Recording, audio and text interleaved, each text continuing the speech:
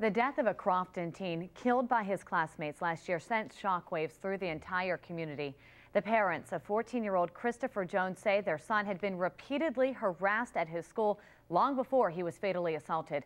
For this week's Family 411, we are taking aim at school bullying. Dr. Maura Mulloy, a psychiatrist with the Center for School Mental Health, is part of a group of experts who will be at our Be More Healthy Expo. And this morning she is here with us with some warning signs for all of you parents out there that maybe could be useful for them as they're dealing with this kind of a situation. Good morning. Good morning, and I'd like to clarify I'm a an educational psychologist, not a psychiatrist. Yes, and you're also in the school systems as well, in addition to working with this group, including the Cherry Hill School District. Yes, I work in a Cherry Hill and elementary middle school. I'm a school mental health counselor there 3.5 days a week. Okay, and so I think the one thing parents want to know is, when do you know that it's gone too far? How much is too much, or how much is just kids, teasing and, a normal kid being a kid thing? Sure. Some of the teasing, of course, is a developmental process of learning how to socialize and interact with peers. But bullying has been defined as emotional or physical pain that's caused over sort of a period of time. So it becomes more chronic, and also there tends to be a power differential. It might be an older kid with a younger kid, or maybe somebody who's just gotten a group of kids against another one in the same classroom. So it tends to happen more than once and be more chronic. Now, when we look at the Christopher Jones case, we know that his parents actually recognized this and they moved him to another school, yet that didn't remove him from this situation. Is there something that schools can do themselves to make sure that this doesn't happen and protect those children?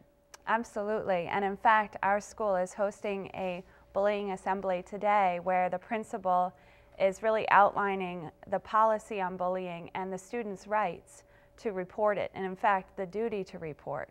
So I think there needs to be a greater awareness of exactly what bullying constitutes, not only for staff, but for kids as well, and a greater understanding of what exactly that is.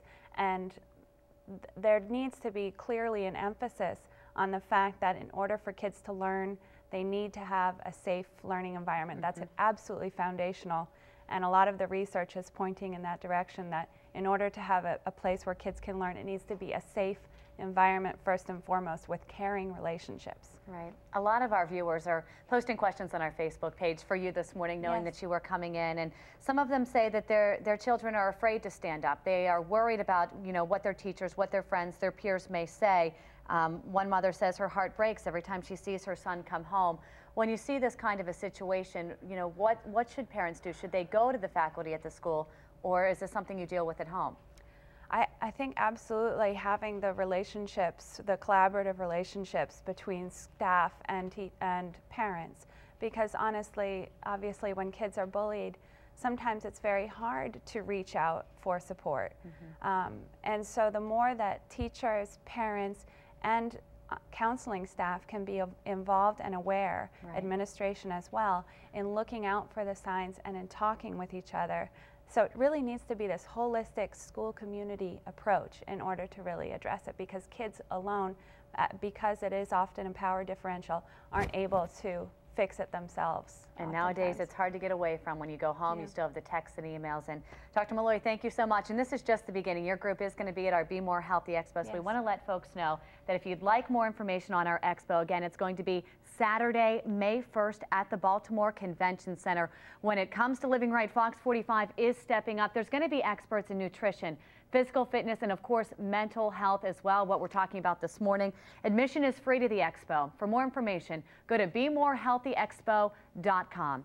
And if you have an idea for our next Family 411 segment, you can send me an email at Fox Baltimore. 8:31 is the time. You're watching Fox 45 Morning News, all local, all morning.